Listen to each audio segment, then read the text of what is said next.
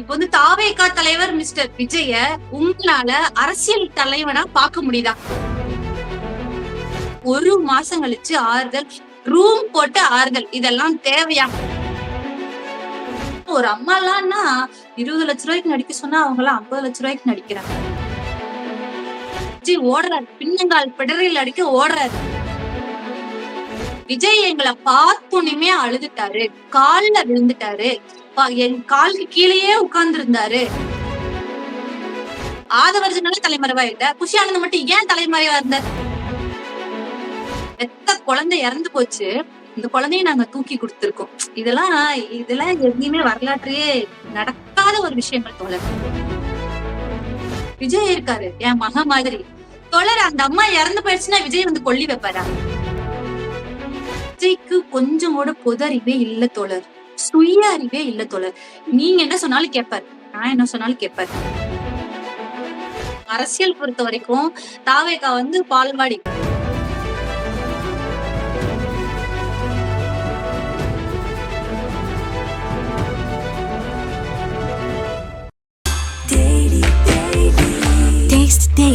Taste the Daily.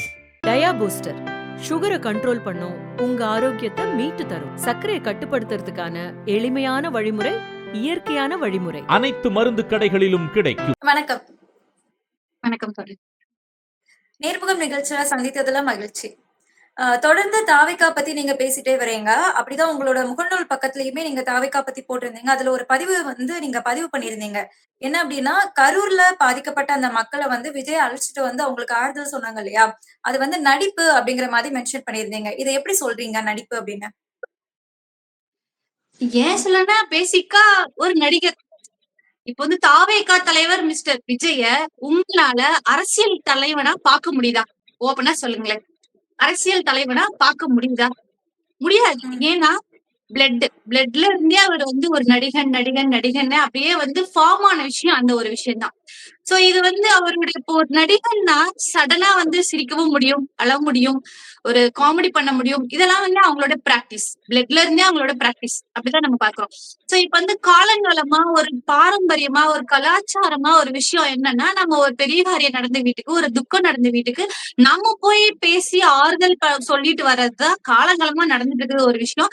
பெரிய பெரிய தலைவர்கள், அரசியல் தலைவராகட்டும், பெரிய பெரிய யாரா இருந்தாலும் ஒரு துக்கம் நடந்த வீட்டுக்கு அவங்கதான் போய் ஆறுதல் சொல்லிட்டு கொஞ்ச நேரம் இருந்துட்டு, சோ அந்த துக்கத்தை ஷேர் பண்றது இருக்குல்ல, துக்கத்தை எதுவுமே இல்லன்னு பண்ண முடியாது தோழர். ஆனா ஷேர் பண்ணி விடுங்க, நான் இருக்கேன் பாத்துக்கலாம். அந்த ஒரு ஆறுதல் அந்த நிகழ்வு ஒரு நொடி நிகழ்வு, அந்த ஆறுதல் துக்கம் நடந்த வீட்டுக்கு தேவை, அந்த நபர்களுக்கு தேவை.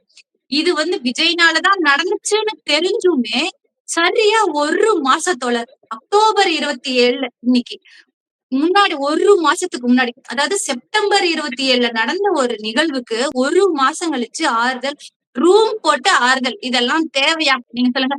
அன்பில் மகேசன் அந்த இறந்த குழந்தைங்களோட சடலங்களை பார்த்தோன்னே, அவர் குழந்தைங்களை டிபார்ட்மெண்ட், குழந்தைங்களை பார்க்கக்கூடிய ஒரு டிபார்ட்மெண்ட் எடுத்திருக்கிற ஒரு ஒரு அமைச்சர் அந்த இறந்த குழந்தைங்களோட சடலங்களை பார்க்கும்போது அவருக்கு சடனா யாரா இருந்தாலும் அந்த எப்படி தோழர் இருக்கும், அந்த குழந்தைங்க இறந்து போய் இருக்கு, அதை பார்க்கும்போதே அப்படி ஒரு ஆம்பளை அந்த இடத்துல மனுஷனா நடந்து பொங்கி அழுகுறாரு. சொன்னேனேடா, கொஞ்சம் கண்டிஷன்ஸ் எல்லாம் ஃபாலோ பண்ணுங்க சொன்னோமே அப்படின்னு சொல்லிட்டு அப்படி மனசு உக்கி அழுகுறாரு. அது எப்படி எல்லாம் அவங்க ஒரு எப்படி எல்லாம் கொச்சப்படுத்தினாங்க தோழர். ஆனா ஒரு மாசத்துக்கு அப்புறம் எப்படி ரூம் போட்டு அழுகுறதெல்லாம் எப்படி தோழர்? இது இயல்பான அழுகையா எப்படி பார்க்க முடியும் சொல்லுங்க? இந்த காமெடியில எல்லாம் சொல்லுவாங்களா, ரூம் போட்டு யோசிச்சுக்கா மச்சான், ரூம் போட்டு அழுகணும் போல இருக்கு மச்சான், அந்த மாதிரி சொல்லுவாங்களா, அந்த மாதிரி ரூம் போட்டு அழுதுருக்காங்க. சரி, அந்த இடத்துல ஒரு குடும்பத்துக்கு தெரியாம, அதாவது ஒரு குடும்பத்துக்கும் தனித்தனியா அறைகள், அந்த அறைகள்ல தனித்தனியா போய் அந்த குடும்பத்தை பார்த்திருக்காரு. இது எதனால? நாமதான் யூகிச்சுக்கணும் தோழர். ஏன்னா நம்ம அந்த இடத்துல மீடியாவுக்கு யாருக்குமே பர்மிஷன் தரல. ஒவ்வொருத்தரும் பேசக்கூடிய அந்த நிகழ்வுக்கு போயிட்டு வந்த மக்கள் கரூருக்கு வந்ததுக்கு அப்புறம் ரிப்போர்ட்டர்ஸ் போய் அவங்க வீட்டுல பாக்குறாங்க. சோ அந்த ஒரு வீட்டுக்காரங்கள்ட்டையும் அவங்க சொல்ற காமனான ஒரே பதில் என்னன்னா, விஜய் அழுதாரு, எங்களை பார்த்தோன்னே கால்லயே விழுந்துட்டாரு, எல்லாத்து கால்லயும் விழுந்து அழுதாரு, காலுக்கு கீழேயே உட்கார்ந்துட்டாரு, என்ன பேசுறதுன்னே எங்களுக்கு தெரியல. கண்டென்ட் அது ஒன்னேதான். அழுதாரு. விஜய் அழுதுட்டாரு. அவ்வளவுதான். விஜய தேத்தவே முடியல. அவரு ரொம்ப உடம்பு இளைச்சு போயிட்டாரு. ஆளே ஒரு மாதிரி ஆயிட்டாரு. இங்க பார்த்ததுக்கும் அங்க பார்த்ததுக்கும் ஆள் வேற மாதிரி இருக்காரு. ரொம்ப கஷ்டமா போச்சுன்னு ஒரு அம்மாலாம்னா 20 லட்ச ரூபாய்க்கு நடிக்க சொன்னா அவங்க எல்லாம் 50 லட்ச ரூபாய்க்கு நடிக்கிறாங்க. அப்படிதான் போச்சு போயிட்டு வந்தவங்க. இதுல கண்டென்ட் என்னன்னா தோழர், சாட்சிகள் அவங்க எல்லாமே சிபிஐல இன்னைக்கு விசாரணைகள் போயிட்டு இருக்கு. சாட்சிகள், அந்த சாட்சிகளை கூட்டிட்டு போய் இப்படி பண்ணலாமா? ஒட்டு கரூர்ல வேலுச்சாமிபுரத்துல இந்த நிகழ்வு நடந்த இடத்துல காலணிகளுக்கு கூட காவல் இருந்தாங்க காவல் அதிகாரிகள். ஏன்னா சாட்சியங்கள் எதுவுமே கலைக்க கூடாதுன்றதுக்காக காவல்துறை அதிகாரிகள் காவலுக்கு இருந்தாங்க. நாம அது எவ்வளவு நாள் பார்த்துட்டு தான் எவ்வளவு நாள் அதை ஃபாலோ பண்ணாங்க தோழர். ஆனா சாட்சிகளை கூட்டு போய் சிபிஐக்கு இவங்கதான் கேட்டு வாங்கினாங்க. சரி சிபிஐல போயிட்டு இருக்கு, இதை செய்யலாமா சொல்லுங்க? எந்த ஒரு அரசியல் கட்சியாவது இதை செய்யுமா? யாரா இருக்கட்டும், ஒரு கோர்ட்ல ஒரு கேஸ் போயிட்டு இருக்கு, வாதி பிரதிவாதி கோர்ட் கேஸ்ன்னு போயிட்டாலே சமாதானத்துக்கு இடம் இல்ல. என்ன நாள் கோர்ட் திருப்பி சொல்றதுதான். இப்ப சிபிஐல போயிட்டு இருக்கும் போதே சாட்சிகளை கலைக்கிறதுக்கு இந்த வேலை செய்யலாமா? இது ஏத்துக்கொள்ளக்கூடிய ஒரு விஷயமா? இது தமிழ்நாட்டு மக்கள் பார்த்துட்டுதான் தோழர் இருக்காங்க. யாருக்கும் தெரியாமல இல்ல, இவங்களோட கேம் எல்லாம் என்னன்றது தெரியாமல இல்ல. கரூர்ல எத்தனை மண்டபம் இருக்கு, ஆனா பர்மிஷன் கேட்டிருக்காங்க தோழர், விசாரிச்சிருக்காங்க. எங்களுக்கு தகவல் என்னன்னா, எனக்கு தெரிஞ்ச ஒரு இடத்துலயே நிகழ்வு நடந்த பக்கத்திலேயே ஒரு ஹோட்டல்ல கேட்டிருக்காங்க. 250 பேத்துக்கு பர்மிஷன் கேட்டிருக்காங்க. ஆனா இவங்க அரசு தரப்புல பர்மிஷன் தரலன்னு சொல்லி இவங்க சொல்றாங்க.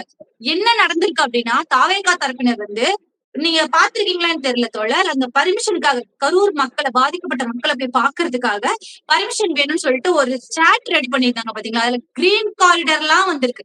அப்படின்னா என்னன்னா, இந்த உடல் உறுப்பு இறந்து போனவங்களுடைய உடல் உறுப்புகள் சில மணி நேரங்கள்னா ஒரு உறுப்புகளுக்கு ஒரு டைமிங் இருக்கு. அதை எடுத்துட்டு அவ்வளவு வேகமா அதிவேகமா செல்லக்கூடிய வாகனங்களுக்காக கிரீன் காரிடர் போடுறதெல்லாம் விஜய் பெரிய பெரிய டாப் டக்கர்ல இருக்கிறவங்க எல்லாமே அதெல்லாம் கேட்கல தோழர். இப்ப பாரத பிரதமரே வந்தாலும் அதெல்லாம் கிடையாது. அந்த கண்டிஷன்ஸ் எல்லாம் போட்டிருக்காங்க. இந்த கண்டிஷன்ஸ் எல்லாம் நீங்க போட்டதுனாலதான் பர்மிஷன் தரலையா அப்படின்னு சொல்லிட்டு இங்க போன தற்குறிகள் யாராவது கேட்டாங்களா? யாரும் கேட்கல தோழர். 7 மணி நேரம் ஏன் விஜய் அண்ணா வந்தீங்கன்னா யாரும் கேட்கல. ஆனா இவங்க பெர்மிஷன் கேட்க எஸ்பி கிட்டே போகல அப்படின்னு சொல்லப்படுது இல்லையா? இவங்க அந்த லெட்டர் பேட் கிரியேட் பண்றாங்க, டிஎஸ்பி கிட்ட மெயில் பண்றாங்க. ஆனா டிஎஸ்பி எஸ்பி கிட்ட போக சொல்லியிருக்காங்க, எஸ்பி கிட்ட போகல அப்படின்னு சொல்லப்படுதுல்ல. ஆமா தோழர். எஸ்பி இப்போ எஸ்பி ஆபீஸ்க்கு இவங்க ஒரு ஆள் அனுப்புறாங்க. மீடியாவுக்கு பொறுத்த வரைக்கும் என்னன்னா, எஸ்பி ஆபீஸ்ல பர்மிஷன் கேட்கறதுக்காக ஒரு ஆள் உள்ள போறாங்க. உள்ள போனால் இந்த மாதிரி நாங்க கரூர் போலான்னு இருக்கோம். சரிங்க, எப்ப போறீங்க சொல்லுங்க, ஒரு லெட்டர் கொடுங்க, பர்மிஷன் கொடுத்துடலாம். இல்லைங்க, அது எப்ப நாங்க டிஸ்கஸ் பண்ணிட்டு சொல்றோம்.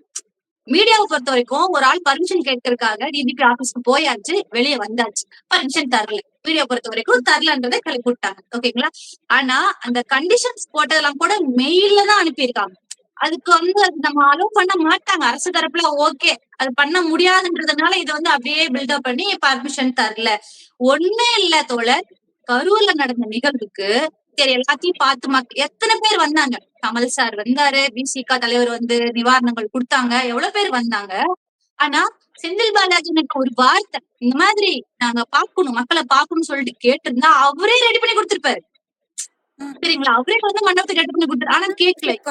அவங்க சார்பில இருந்து செந்தில் பாலாஜி மேலதான் குற்றம் சாட்டிட்டு இருக்காங்க. அப்ப எப்படி அவங்க கிட்டயே கேட்க முடியும்?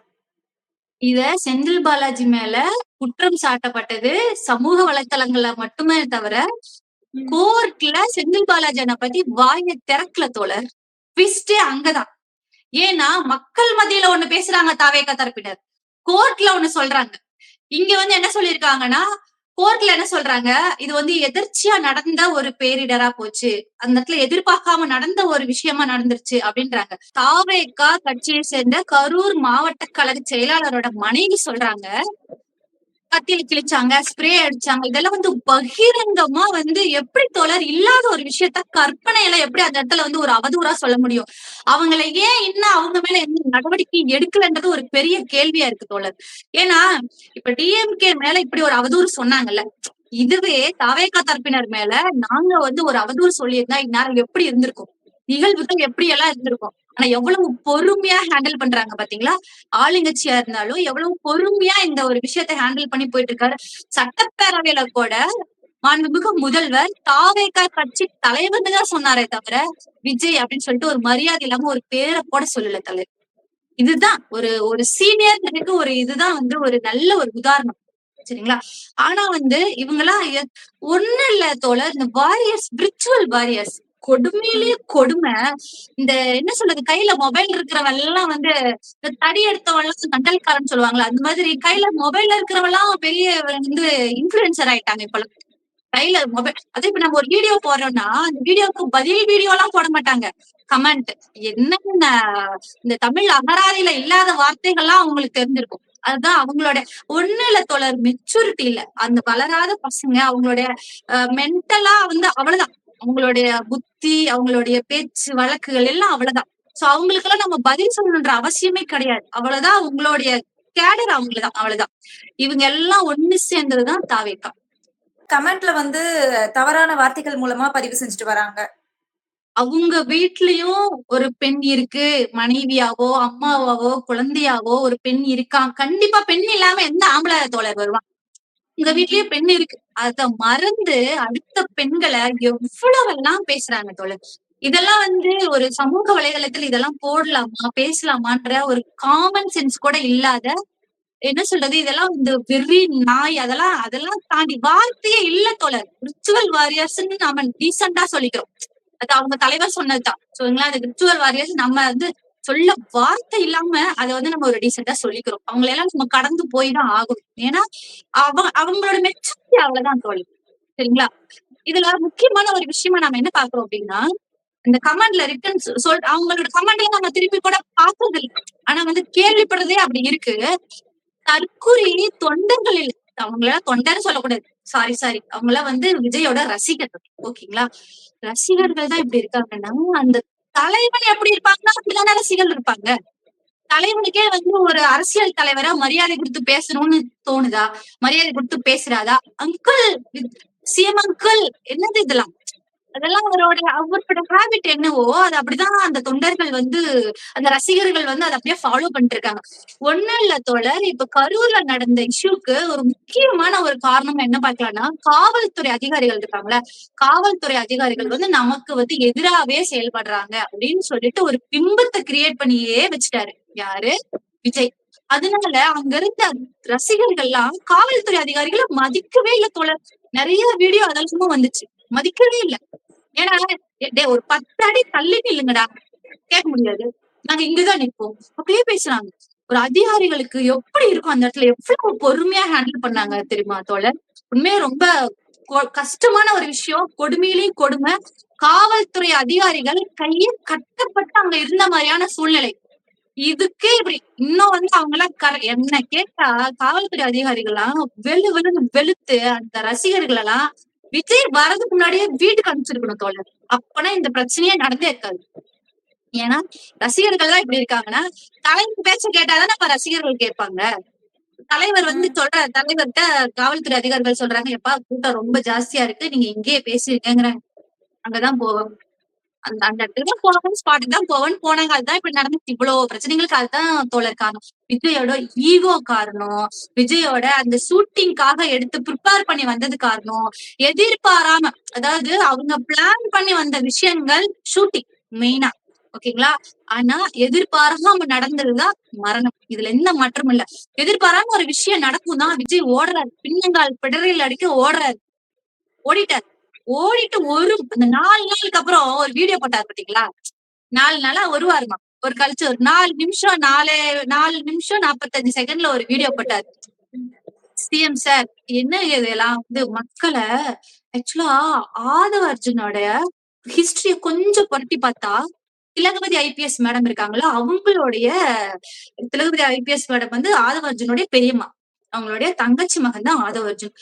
சின்ன வயசுலயே அவங்க அம்மா இறந்துட்டாங்க. ஆதவ அர்ஜுனோட அம்மா இறந்துடுறாங்க. சோ அப்ப இருந்தே மனநிலை வந்து ஒரு மாதிரி டிஸ்டர்பாவே இருந்திருக்காரு ஆதவ அர்ஜுன். டிஸ்டர்ப்னா அந்த ஒரு வன்முறை அந்த மாதிரியே இருந்திருக்காரு. ஒரு மெடிசன்ஸ் எல்லாம் எடுத்துட்டு இருந்திருக்காரா கேள்விப்படுறோம். சோ இந்த வன்முறை அது மாதிரிலாம் அதுல இருந்தெல்லாம் கொஞ்சம் மைண்டா வெளியில வரணும் அப்படின்னு சொல்லிட்டு அதெல்லாம் கொஞ்சம் ஏதோ பிராக்டிஸ் பண்ணிட்டு இருந்தாரு. வெளியில வர்றதுக்கு அப்படியே மைண்ட் செட் இருக்குன்னு சொல்லிட்டு ஒரு ஃபாதர் எல்லாம் வச்சு பண்ணாங்கன்னு சொல்லிட்டு தகவல் வருது. நம்ம கொஞ்சம் கூகுள் பண்ணி பார்த்தாலே தெரியுது. சோ அவர் வந்து கற்பனையிலேயே அவர் இருந்திருக்காரு. ஒரு வன்முறை அப்படியே இந்த பப்ஜி விளையாடுவாங்கல்ல அந்த மாதிரி வந்து ஒரு வன்முறையான ஒரு மைண்ட் செட்லயே இருந்திருக்காரு.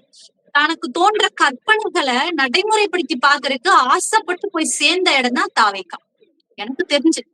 ஏன்னா வந்து ஒரு இப்போ ஒருத்தங்களுடைய ஆட்டிடியூட் எல்லாம் பார்க்கும்போதே நம்மளுக்கு கொஞ்சம் ஒரு 100% இல்லைன்னாலும் கொஞ்சம் யூகிக்க முடியும்ல தோழர். சோ அவரோட கற்பனைகளை வந்து செயல்படுத்தி இப்போ காசு பணம் அவருக்கு பிரச்சனை கிடையாது. சம்பாதிக்கணும், வேலைக்கு போகணும். இப்போ உங்களை மாதிரி என்ன மாதிரி டைமுக்கு உள்ள போகணும், டைமுக்கு வெளில வரணும், டைமுக்கு தான் சாப்பிட முடியும், அந்த மாதிரிலாம் அவங்களுக்கு தேவையே கிடையாது. பணம் இருக்கு, என்ன வேணாலும் பண்ணலாம். ஆனா வந்து அவங்களுக்கு பதவி வெறி, ஏதோ ஒண்ணு பண்ணணும். ஆதவ அர்ஜுனுக்கு வந்து அந்த மைண்ட்ல வச்சிருந்த கற்பனைகளை நடத்தி பார்க்கணும் மக்கள்கிட்ட அப்படின்னு சொல்லிட்டு அதை நடத்துனதுதான் தாவேகான்ற ஒரு இடத்துல போய் தஞ்சமாகிறாரு. பிசிகால ஆதவ அர்ஜுன் இருந்தார். அவரை வந்து கழுத்து மட்டியை சேர்த்து அடிச்சு துரத்து விட்டாங்க. ஏன்னா அவரோட ஆட்டிடியூட பார்த்து அந்த தலைவர்கள் as a சீனியர்ஸா வெளியே துரத்து விட்டாங்க.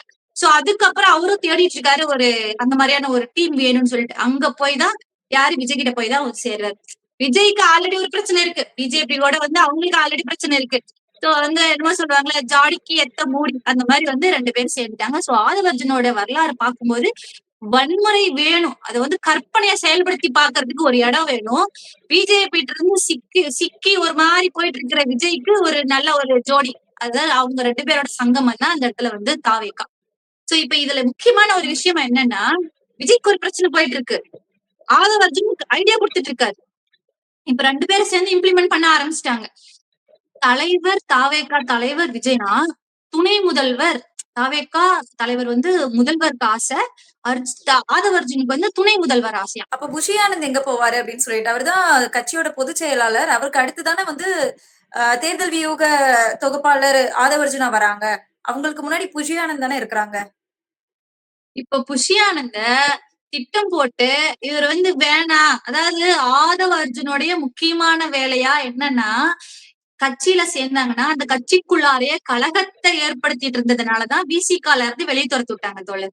இப்ப வந்து புஷி ஆனந்த் ரொம்ப தொந்தரவா இருந்திருக்காரு, பொதுச் செயலாளர் அப்படின்ற ஒரு பிம்பத்துல சுத்திட்டு இருக்காருன்னு சொல்லிட்டு அவரு கூடவே இருக்கிற மாதிரி டிராவல் எல்லாம் பண்ணிட்டு இப்ப வந்து அவர் வாஸ் அவுட் பண்றதா இப்ப ஆதவ அர்ஜுனோட முக்கியமான வேலை. இப்ப அதுக்குண்டான ப்ராசஸ் தான் போயிட்டு இருக்குன்னு சொல்றாங்க. இப்ப வந்து புஷி ஆனந்த் வாஸ் அவுட், அவ்வளவுதான். இப்ப வந்து இந்த பிரச்சனை நடந்ததுக்கு அப்புறம் தலைமறைவா இருந்தாருல புஷி ஆனந்த். ஏன் தலைமறைவா இருந்தாரு? அவருதான் 12 மணின்னு சொன்னதுனால. இப்ப அவர் ஸ்ட்ராங்கா நம்ப வச்சுட்டாங்க. இந்த ஒரு படத்துல வர மாதிரி டாக்டர் டாக்டர் டாக்டர் நம்ப வைப்பாங்களா, அது மாதிரி இந்த பிரச்சனைக்கு நீதாண்டா காரணம் நீதாண்டா காரணம்னு அவரை அப்படியே நம்ப வச்சுட்டாங்க. உனக்கு கட்சி வேணுமா, வந்து பொதுச் செயலாளரா கண்டினியூ பண்ணணுமா, இல்ல வந்து நீ உள்ள போறியா அப்படின்னா வந்து அப்ப என்ன சொல்றீங்களோ செய்யறேன்டான்றப்ப அவரு ஏன் தலைமறைவா இருந்தாரு? ஆதவர்ஜுனால தலைமறைவா இல்ல, புஷி ஆனந்த் மட்டும் ஏன் தலைமறைவா இருந்தார்? அவரை நம்ப வச்சுட்டாங்க. நீ சொன்னதுதான் காரணம், நீங்க ஏன் 12 மணின்னு சொன்னீங்க, இப்ப அதுதான் எல்லாம் புடிச்சு பேசிட்டு இருக்காங்க, நீங்க தான் காரணம்ன்றதுனாலதான் அவர் வந்து அப்படியே அமுக்கிட்டாங்க. இப்ப அவரை வாஸ் அவுட் பண்றதாதான் இப்ப போயிட்டு இருக்கு. அது நம்மளுக்கு வேண்டாம், அது அவங்களுடைய கட்சி பிரச்சனைகள். ஆனா இப்ப வந்து நடத்தி பாத்துட்டாங்கல்ல தோழர், ஆதவர்ஜுனுடைய கற்பனை என்னவோ அதை நடத்தி பாத்துட்டாங்க. இந்த கரூர்ல பாதிக்கப்பட்ட மக்களை தனியா கூட்டிட்டு வந்து அவங்களுக்கு ஆறுதல் சொன்னாங்க இல்லையா, இது வந்து சிபிஐ விசாரணைய வந்து அந்த சாட்சிகளை கலைக்கிறதுக்கான ஒரு முயற்சி அப்படின்னு சொல்லி மென்ஷன் பண்ணிருக்கீங்க. இதுக்கு வந்து ஆதாரங்கள் எதுவும் இருக்கா?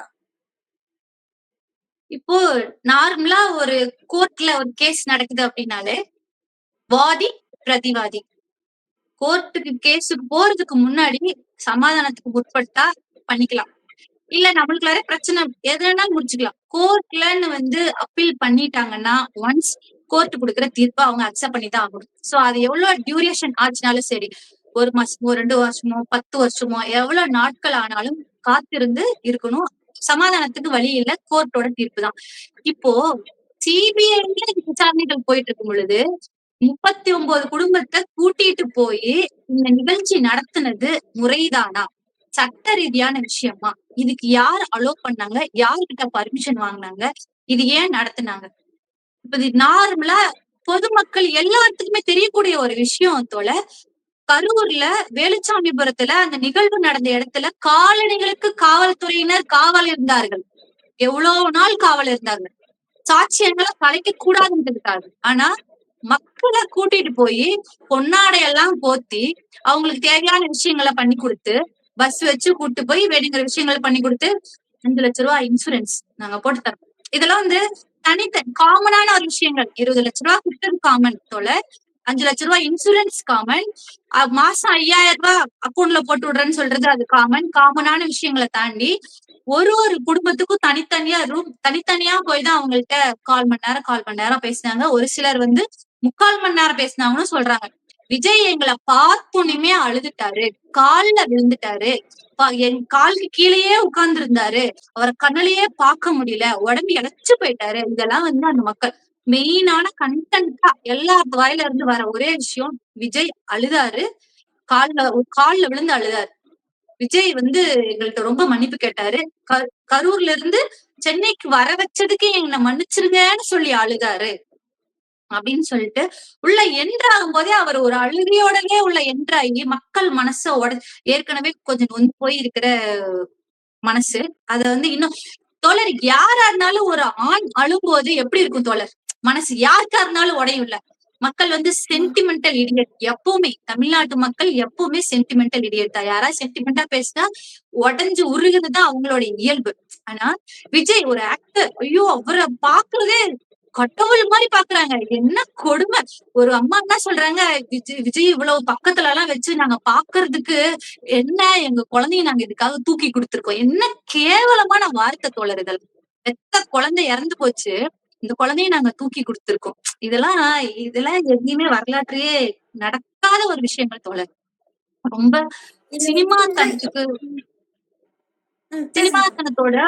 சினிமாத்தனத்தோட உச்சபட்சம் தோழர் இதெல்லாம். உண்மையிலேயே இதெல்லாம் யாரும் மக்கள் வந்து பொதுவான மக்கள் பார்த்துட்டு தானே இருக்காங்க. ஒரு சினிமாக்காரனுக்காக இவ்வளவு விஷயங்கள் வந்து இப்படி இறங்கி வராங்க தோழர். ஒரு வீட்டுல ஒரு கணவர் இறந்துட்டாரு, குழந்தைங்க இருக்கு, இந்த மனைவி வந்து இவர்தான் எல்லாத்தையும் பார்த்தாரு அப்படி சொல்லிட்டு இருக்காங்க. அவங்களோட அம்மா சொல்றாங்க, என் பையன் போயிட்டு போறான், விஜய் இருக்கான், 20 லட்சம் வந்ததுக்கு அப்புறம் விஜய் இருக்காரு என் மகன் மாதிரி. தோழர் அந்த அம்மா இறந்து போயிடுச்சுன்னா விஜய் வந்து கொல்லி வைப்பாரா சொல்லுங்க? குழந்தைங்க இருக்கு, இந்த மனைவியோட தேவைகள் இருக்கும், குழந்தைங்களோட தேவைகள் இருக்கும். விஜய் வந்து என்னத்தை பூர்த்தி பண்ணுவார்? காசு கொடுத்தா போதுமா?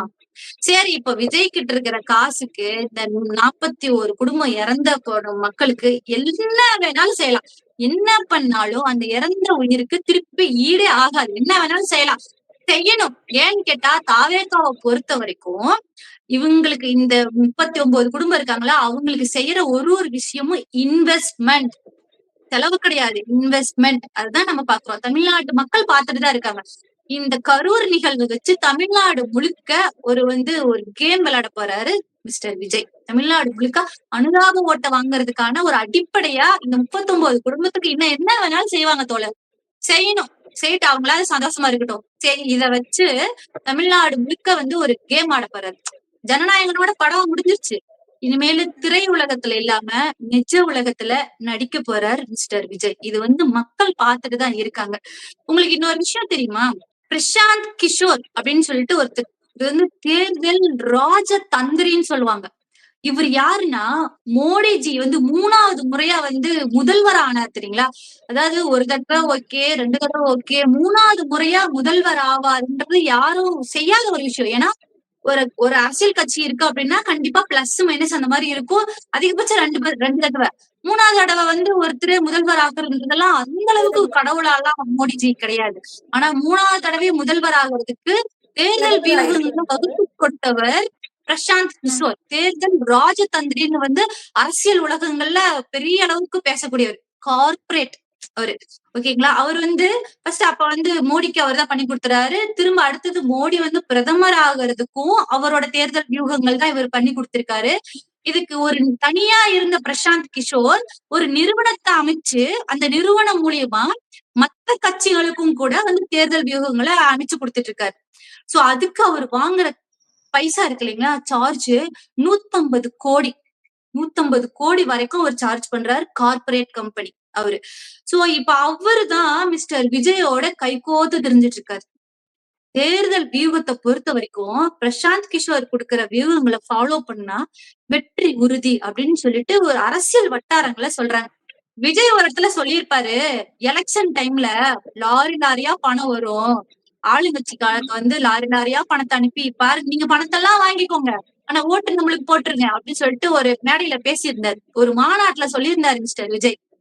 ம். மக்களுக்கு ஆளுங்கட்சியினர் வந்து மாண்புமிகு முதல்வர் மக்களுக்கு அடிமட்டத்துல இருக்கிற ஒரு ஒரு மாணவன ஒரு பிறப்பால், ஒரு சமுதாயத்தால் ஒடுக்கப்பட்ட, ஒரு வருமானம் இல்லாத ஒரு மக்கள, ஒரு மாணவன இங்க இருந்து வெளிநாடுன்னா என்னன்னே தெரியாத ஒரு மாணவன வெளிநாட்டுக்கு அனுப்பி படிக்க வச்சு அவனோட வாழ்வாதாரத்த வாழ்க்கைய அடுத்தடுத்த பரம்பரைகளையே உயர்த்திட்டு வர்றாரு மாண்புமிகு முதல்வர். அவரு ம். கொட்டுறது காசு. உபயோகப்படக்கூடியது. இவங்க 150 கோடி குடுத்து ராஜதந்திரிக்கு, அரசியல் ராஜதந்திரிக்கு அரசியல் வியூகங்கள வகுத்து குடுக்கறதுக்காக கொண்டு போய் கொட்டுறாங்க. மக்களுக்கு செய்யறது மக்கள் தலைவனா?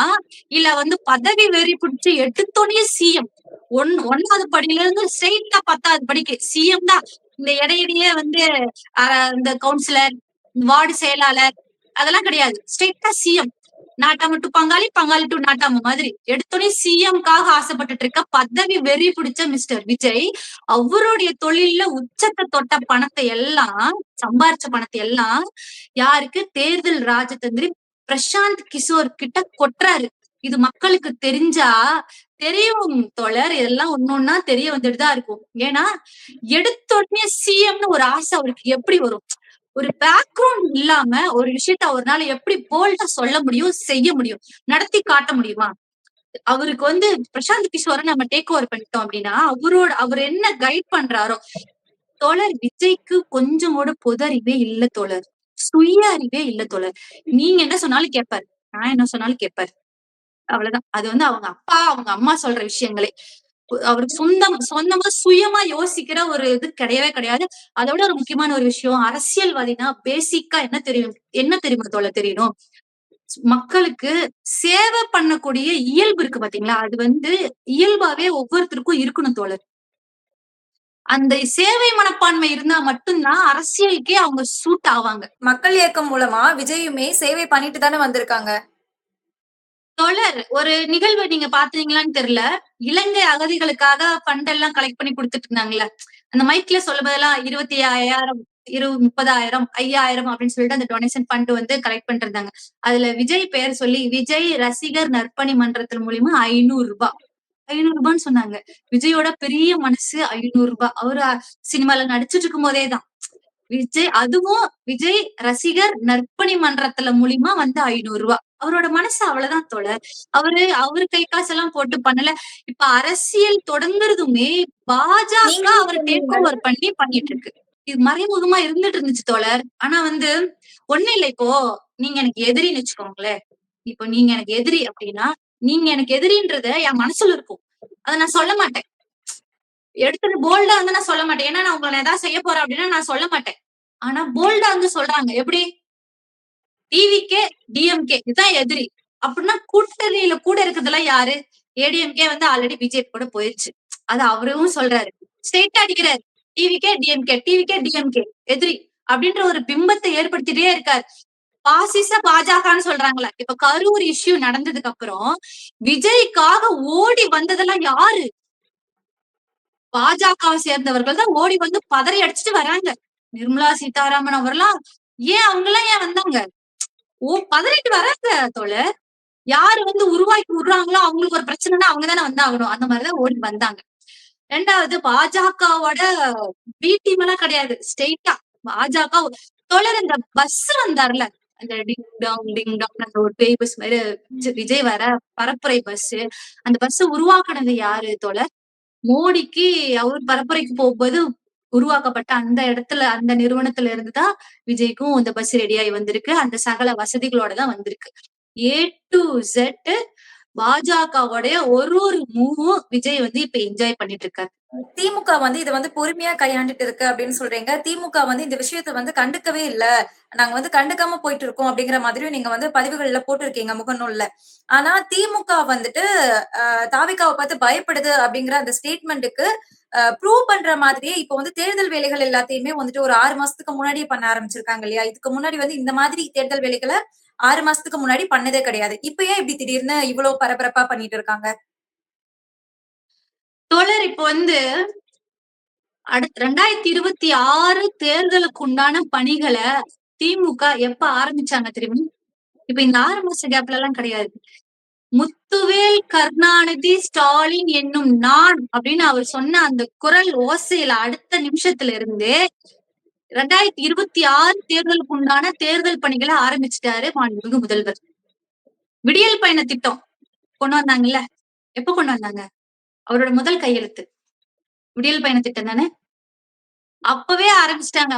இவங்க தான் சொல்லிட்டு இருக்காங்க, அதாவது ஏதோ ஒண்ணு பேசணும்ன்றதுக்காக தான் இப்பதான் இந்த 6 மாசம் தான் வந்து, இப்ப 6 மாசத்துக்கு முன்னாடி எப்பவும் இல்லாம இப்ப ஆரம்பிச்சுட்டாங்க. அதெல்லாம் கிடையாது. எப்ப வந்து முதல்வர் பதவிக்கு வந்தாரோ அடுத்த நிமிஷத்துல இருந்து 2026 தேர்தலுக்கு உண்டான பணிகள், அதாவது தேர்தல் வாக்குறுதிகளா என்னென்னலாம் சொன்னாரோ அதெல்லாம் அப்ப இருந்தே நிறைவேற்ற ஆரம்பிச்சிட்டாங்க. ஒரு காலகட்டம் இருக்கும்ல, ஒரு விஷயத்தையும் அடுத்தடுத்து பண்ணிட்டே வர்றதுக்கு ஒரு காலகட்டம், ஒரு டியூரேஷன் வேணும் இல்லைங்களா? சோ அந்த டியூரேஷன் தான் இந்த 4.5 வருஷமா கிட்டத்தட்ட எல்லா ஆல்மோஸ்ட் 90% எல்லா வாக்குறுதிகளையும் நிறைவேற்றி, சொல்லாத வாக்குறுதி கொடுக்காத நிறைய திட்டங்களை வந்து அவர் வந்து நடைமுறைப்படுத்தி கொண்டு வந்துட்டு இருக்காரு. இப்ப இந்த குழந்தைங்களுக்கு காலை உணவு திட்டம் எல்லாம் வந்து வாக்குறுதியில இருக்கா? நிறைய விஷயங்கள் வந்து மக்களுக்காக புதுசா ஏழை மக்களுக்கு, ஒரு சிறுபான்மையினர் மக்களுக்கு என்னென்ன வேணுமோ அது எல்லாமே மாண்புமிகு முதல்வர் பண்ணி கொடுத்துட்டேதான் இருக்காரு. 6 மாசத்துக்காக, இந்த தேர்தலுக்கு முன்னாடி 6 மாசத்துக்காக நாங்க வந்து எஃபர்ட் போடுறவங்களே கிடையாது. முத்துவேல் கருணாநிதி ஸ்டாலின் கையெழுத்து போட்ட அந்த நிமிஷத்துல இருந்தே திமுக வந்து தேர்தல் களத்துல இறங்கி வேலை பார்த்துட்டு இருக்கோம். உதயநிதி அண்ணாலா தங்கம் இறங்கி வேலை பார்க்கிறாரு. திருவண்ணாமலை நிகழ்வெல்லாம் உங்களுக்கு தெரியும். லாக்டவுன் டைம்ல, கொரோனா டைம் நிகழ்வெல்லாம் உங்களுக்கு தெரியும். இறங்கி வேலை பாக்குறாங்க ஒவ்வொருத்தரும். தலைவர்கள்ல இருந்து தொண்டர்கள் வரைக்கும், திமுகவுக்கு வாச்ச மாதிரியான தொண்டர்கள் வேற எந்த கட்சிக்குமே இருக்க மாட்டாங்க தோழர். ஒரு தொண்டர் முதற்கொண்டு மக்கள் பணியில அப்படி இறங்கி வேலை பார்த்துட்டு இருக்காங்க. டிஎம்கேவோட ஆட்சி காலத்துல எனக்கு தெரிஞ்சு இதுக்கு முன்னாடியே, நம்ம டிஎம்கேவோட ஆட்சி காலத்திலேயே இதுக்கு முன்னாடி இல்லாத அளவுக்கு இந்த வருஷம் இந்த ஆட்சி காலத்துல சிறப்பா பணியாற்றிட்டு இருக்காங்க. முன்னாடி எல்லாம் கூட டிஎம்கேல என்னன்னா ஒரு எல்லாத்துக்குமே அந்த ஒரு கட்சி தலைவர்கள் அப்படின்ற ஒரு ஒரு என்ன சொல்ல, ஒரு கெத்து, அந்த ஒரு பொலிட்டிஷியன்ற ஒரு பவர் அதெல்லாம் இருக்கும்ல. இப்ப அதெல்லாம் எதுவுமே இல்ல தோழர். என்ன பண்றாங்கன்னா, ஒவ்வொருத்தரும் சிஎம் வந்து அப்படி ஒரு உட்கட்சியோட கட்டமைப்பு அப்படி வச்சிருக்காரு. ஒரு சின்ன ஒரு தவறு நடந்தாலும் சரி, அடிப்படையான உறுப்பினர் பதவியில இருந்து எடுத்துறாரு. யார? டிஎம்கேலயே இருந்தாலுமே ஒரு சின்ன தவறு, அவங்கனால ஒரு இஷ்யூ வருது அப்படின்னாலும் அடிப்படை உறுப்பினர் பதவியில இருந்தே எடுத்துறாரு. இதுதான் வந்து மாண்புமிகு முதல்வரோட அரசியல் வியூகம். இன்னைக்கு வந்து கட்டுக்கோப்பா இன்னைக்கு எல்லாரும் வந்து மக்கள் பணியில இறங்கி தீவிரமா பணி பண்ணிட்டு இருக்கிறதுக்கு காரணம் மாண்புமிகு முதல்வர். இப்போ வந்து தாவிகாவுல இருந்து தலைமறைவா இருந்தாங்க இல்லையா, அந்த எல்லாருமே வந்து இப்ப 30 நாள் கழிச்சு வெளியே வர ஆரம்பிச்சிருக்காங்க. இவங்களோட அடுத்த கட்ட மூவ் வந்து எப்படி இருக்கும்னு பாக்குறீங்க? இவங்க வந்து திமுகவுக்கு வந்து பெரிய ஒரு போட்டியா இருப்பாங்க அப்படின்னு சொல்லப்படுது இல்லையா? போட்டி யார்? தாவேக்கா தரப்பினர் சொல்றீங்களா? தாவேக்கா தரப்பினர் இன்னும் கட்சிக்குள்ளாக்கே இன்னும் வரலீங்க. அவங்களும் வந்து பால்வாடி பசங்களாதான் இருக்காங்க. அரசியல் பொறுத்த வரைக்கும் தாவேக்கா வந்து பால்வாடி. இப்ப வந்து உள்ள பிள்ளையார் சொல்லி போட்டிருக்காங்க. அவங்க வளரணும். ஃபர்ஸ்ட் ஸ்டாண்டர்ட் போடணும், செகண்ட் ஸ்டாண்டர்ட் போடணும், தேர்ட் போகணும், அப்படியே வந்து காலேஜ் வரைக்கும் வரணும். அதாவது டபுள் டிகிரி, ட்ரிபிள் டிகிரி தாண்டி போயிட்டு இருக்கு டிஎம்கே. 76வது ஆண்டு அடியெடுத்து வச்சு போயிட்டு இருக்க திமுக கழகத்துக்கு தாவேக்கா தரப்பினர் வந்து ஒரு போட்டியா? நீங்களே சொல்லுங்க. ஏதாவது போட்டின்னு சொல்றதுக்கே வந்து கில்ட்டியா இருக்கு. சட்டப்பேரவையில தாவேக்கா தலைவர்னு தான் சொன்னாரே தவிர, நம்ம மாண்புமிகு முதல்வர் விஜய் அப்படின்னு சொல்லிட்டு அவரோட பேர் கூட சொல்லல. அந்த ஒரு கட்சின்னு ஒண்ணு உருவாயிடுச்சு, கட்சின்ற ஒரு போர்வையில வந்துட்டாங்களே அப்படின்ற ஒரே காரணத்துக்காக தான் இந்த கட்சி பேரை கூட சொன்னாரே தவிர, அதுவும் இந்த இஷ்யூனாலதான் அவரும் சொன்னாரே தவிர, அவங்களெல்லாம் கட்சியாவோ கட்சி தலைவர்களாவோ அப்படியே பாக்கலாங்க போது எங்க போய் போட்டிக்கு? அதாவது திமுகவை பொறுத்த வரைக்கும் நண்பனா இருக்கிறதுக்கு எந்த தகுதியுமே தேவையில்லைங்க. நண்பனா இருக்கிறதுக்கு தகுதியே தேவையில்ல. ஆனா எதிரியா இருக்கிறதுக்கு ஒரு தகுதி வேணும். அந்த தகுதி தாவேகாவுக்கு சுத்தமா கிடையாது. ஒரு பச்சை புள்ள, ஒரு குழந்தை மாதிரிதான் தாவேகா உருவாயிட்டு இருக்கு. ஆனா மக்கள் மத்தியில, அது மக்கள் மத்தியில பொதுவா கூட இல்ல தோழர், இந்த சிறுவண்டுங்களா இருக்காங்கல்ல, சின்ன பசங்க, விர்ச்சுவல் வாரியர்ஸ், விஜய் விஜய் விஜய் ரசிகர் பட்டாலும் நிறைய இருக்கு. நான் அது வந்து ஒத்துக்கிறேன். எனக்குமே ஒரு கட்டத்துக்கு முன்னாடி வரைக்கும் விஜய்னா பிடிக்கும். அதாவது நார்மலா எல்லாத்துக்குமே பிடிக்கும்ல. விஜய்னா ஒரு ஆக்டர் ஓகே அப்படின்னு சொல்லிட்டு அந்த ஒரு ரீதியில பிடிக்கும். நடிகனா பிடிக்கும் எல்லாத்துக்குமே. இப்பவும் ரசிகர்கள் தான் அவ்வளவு பேர் இருக்காங்க. ரசிகர்களை தொண்டர்களா மாத்துறதுக்கு என்ன பண்ணணும்? மக்கள் பணி செய்யணும் தோழர். அடிப்படையா ஒரு கழகத்துல, ஒரு கட்சியில, ஒரு ஒரு தெருவுல இருந்து சின்னதா ஸ்டார்ட் பண்ணா, ஒரு தெருவுல மக்களுக்கு பண்ற சேவையில இருந்து ஆரம்பிக்கணும் சேவை. மக்கள் சேவைன்றது. மக்கள் சேவைனா, அரசியல் தலைவர்னா மக்களா மக்கி போய் கிடக்கணும். அதுதான் அரசியல் தலைவர். இவங்க கேரவன் விட்டு இறங்காம இருக்கிறதுக்கு பேர் அரசியல் தலைவனா? இவங்கெல்லாம் திமுகவுக்கு போட்டின்னா, அந்த வார்த்தையே சொல்றதுக்கே போட்டின்ற வார்த்தைக்கே கொச்சப்படுத்துற மாரி இருக்கு தோழர். டிஎம்கேவ பொறுத்தவரைக்கும், திமுகவ பொறுத்தவரைக்கும் தாவேகா போட்டி கிடையாது. அவங்கள ஒரு ஆளாவே மதிக்கல. இவ்வளவு பெரிய பிரச்சனை நடந்ததுக்கு அப்புறமா தோழர் இப்ப நீங்க சொல்லுங்க, எத்தன அவதூறு பரப்புனாங்க ஆளுங்கட்சி மேல. இப்போ அவங்களாவே அமைதியாயிட்டாங்க. என்னடா இப்படி ஏதாவது பிரச்சனை வரும் அப்படின்னு சொல்லிட்டு எதிர்பார்த்தோம் அப்படின்னு சொல்லிட்டு மக்கள் நினைச்சது என்னன்னா, திராவிட முன்னேற்ற கழக தலைவர் மாண்புமிகு முதல்வர் விஜய போய் எப்படி சிறையில வைப்பாங்க, இந்த பிரச்சனை நடந்தப்ப ஏதோ ஒண்ணு புரட்சி வெடிக்கும் அப்படின்னு சொல்லிட்டு தாவேகா தரப்பினர் நினைச்சிட்டு இருந்தாங்களா?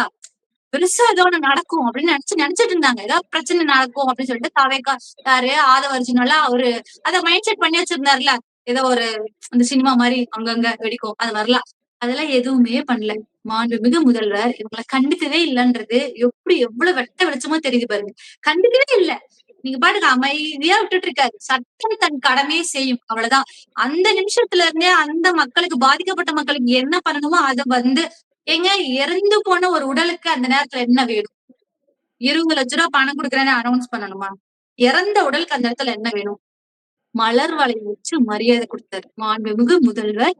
உடல்நிலை சரியில்லாத நேரத்துல கூட வயதானவர் அங்கிருந்து இரவோடு இரவா கிளம்பி அந்த இறந்த உடலுக்கு மலர் வளைய வச்சு அந்த குடும்பத்தினருக்கு ஆறுதல் சொன்னார். அந்த நேரத்துல அதுதான் வேணும். அத குடுக்காம ஓடிட்டு 1 மாசம் கழிச்சு ரூம் போட்டு அழுதுட்டு பொன்னாடை போத்திட்டு ஜாலியா சாப்பிட்டு என்னங்க இதெல்லாம்? எப்ப என்ன எது வேணுமோ அப்ப அத குடுக்கறதுதான் மாண்புமிகு முதல்வர். மக்களுக்கு என்ன வேணும்ன்றத அடிமட்டத்துல இருந்து ஒரு சிறுபான்மை ஒரு ஏழை மக்களுக்கு ஒரு ஏழை மாணவனுக்கு என்ன வேணும் அவங்களுக்கு எல்லாம் வேணுங்கிறத யோசிச்சு பண்ணிட்டு இருக்கிறதுதான் தானே தலைவர் டாக்டர் கலைஞரும் அதான் பண்ணிட்டு இருந்தாரு. இப்ப மாண்புமிகு முதல்வரும் அதான் பண்ணிட்டு இருக்காரு. துணை முதல்வரும் அதான் பண்ணிட்டு இருக்காரு. இதுதான் மக்கள் பணி. அரசியல்னா இதுதான். திடீர்னு சினிமால இருந்து மக்கள் பணியை எதுவும் செய்யாம எடுத்தோடனே சிஎம் அதான் மைண்ட்ல பிக்ஸ் பண்ணி வச்சிருக்காங்க பாருங்களேன். எங்க பணம் கட்டினா யார கட்சிகளை கொண்டு வந்தா சிஎம் ஆகலாம் அப்படின்னு சொல்லிட்டு ஒரு பிளான் பண்ணி அவங்க ஸ்கெட்ச் போட்டு போயிட்டு இருக்காங்க. திராவிட முன்னேற்ற கழகம் மக்களை சார்ந்து மக்களுக்கு என்ன வேணுமோ அதை பண்ணிட்டு மக்களோட அடிப்படை தேவை என்னவோ அதை பண்ணிட்டு ஒரு கிட்ட இன்னைக்கு இறங்கி போய் ஓட்டு கேட்க போறாரு மாண்புமிகு முதல்வர். இப்ப இந்த எஸ்ஐஆர்னு ஒண்ணு வந்துட்டு இருக்கு சரிங்களா? எஸ்ஐஆர்னா என்ன? இப்ப நார்மலா ராகுல் காந்தி சார் சூப்பரா ஒரு விஷயத்த கண்டுபிடிச்சாரு. என்ன சார் கண்டுபிடிச்சாருன்னா, வாக்குச்சாவடி அதாவது வாக்கு பட்டியல்ல கணக்கெடுப்புல அவராவே பார்த்து டீம் வச்சு பார்த்து எவ்வளவு வருஷத்துக்கு அப்புறம் இப்போ நீங்களே யோசிச்சு பாருங்க. ஒரு கட்சி தலைவர் முதல்வர் ஆகிறாரு, 2வது திரும்ப முதல்வர் ஆகிறாரு, 3வது தடவையே முதல்வர் ஆகிறாரு, அவரே பிரதமரும் ஆகிறாரு. என்னது இதெல்லாம்? எங்கடா ஏதோ ஒரு விஷயம் நடந்திருக்கு கண்டிப்பா. இப்ப நீங்களே சொல்லுங்க, இன்னைக்கு ஒரு ஆளுங்கட்சி இருக்கு அப்படின்னா பிடிச்சவங்க நிறைய பேர் இருப்பாங்க. இப்ப எல்லா திட்டத்தையும் நடைமுறைப்படுத்தி எல்லாத்தையும் திருப்தி பண்றதுன்றது சாத்தியமே இல்லாத ஒரு விஷயம். பொதுவா ஒரு வீட்லயா இருக்கட்டும், ஒரு ஃபங்க்ஷன் நம்ம நடத்தணும்னாலும் வர எல்லாத்தையும் திருப்திப்படுத்த முடியுமா? ஒருத்தருக்கு பிரியாணி பிடிக்கும், ஒருத்தருக்கு தயிர் சாதம் பிடிக்கும், ஒருத்தருக்கு டிஃபன் பிடிக்கும். வேற வழி இல்ல சரிங்களா? யாரு பிடிச்சது எத்தனை பேரோ அது நம்ம காமனா ஒரு விஷயத்த பண்றோம். அது மாதிரி எல்லாத்தையும் திருப்திப்படுத்த முடியாது.